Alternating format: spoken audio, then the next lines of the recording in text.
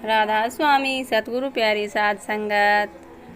आज मैं कहानी के माध्यम से आपको सिकंदर के बारे में बताने वाली हूँ, जो कि एक विश्व विजेता, लेकिन फिर भी मरते समय उसे अकेला ही जाना पड़ा था। तो कहानी का शीर्षक है सिकंदर और अमीकुंड। सिकंदर बादशाह जब विश्व विजय पर निकला तो अनेक देशों को फतह करता हुआ वह हिंदुस्तान पहुंचा।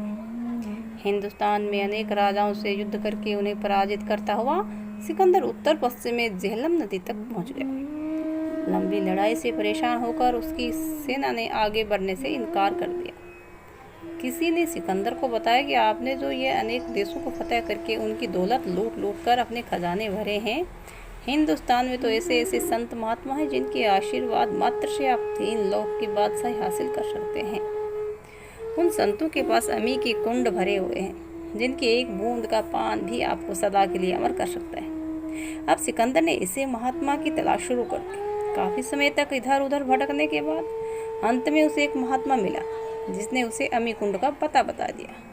महात्मा ने उससे कहा कि यदि तुम उस अमी कुंड को पालोगे तो उसके अमृत की केवल एक बूंद का पान तुम्हें सदा के लिए अमर कर देगा। सारे संसार पर तेरी हुकूमत चलेगी, तू सदा जवान रहेगा, कभी बूढ़ा भी नहीं होगा और न ही कभी मरेगा।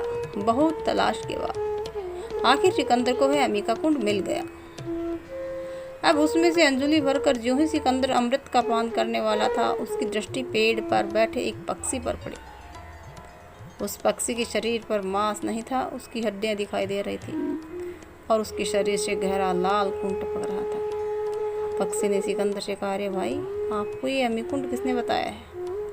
यदि आप इसके रस का पान करोगे तो आपकी हालत भी मेरे जैसी हो जाएगी।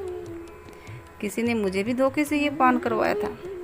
सिकंदर ने पक्षी की बात मानकर अंजलि में लिया हुआ अमृत वहीं गिरा दिया और महात्मा के पास आकर बोला कि तुमने मुझे दुश्मन समझकर मेरे साथ धोखा किया है।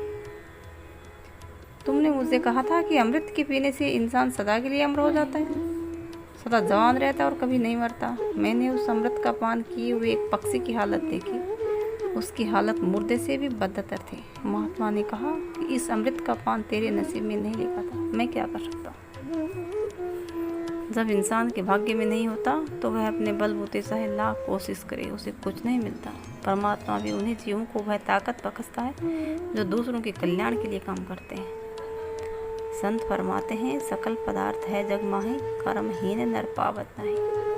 कर्महीन केवल वह नहीं है जिसने अपने पिछले कर्मों द्वारा अपने प्रारब्ध बिगाड़ लिया, बल्कि वह भी है जिसे अपने सतगुरु पर श्रद्धा विश्वास नहीं है, उनके वचनों की पालना नहीं करता, उनकी आज्ञा के अनुसार नहीं चलता और उन्हें परमात्मा स्वरूप नहीं समझता। सतगुरु से बढ़कर शिष्य का हितैषी कोई नहीं है। उनके द्वारा बख्शा गया अमृत रूपी नाम के सेवन से शिष्य सदा के लिए अमृतत्व को प्राप्त कर लेता है। राधा स्वामी प्यारी साध संगत।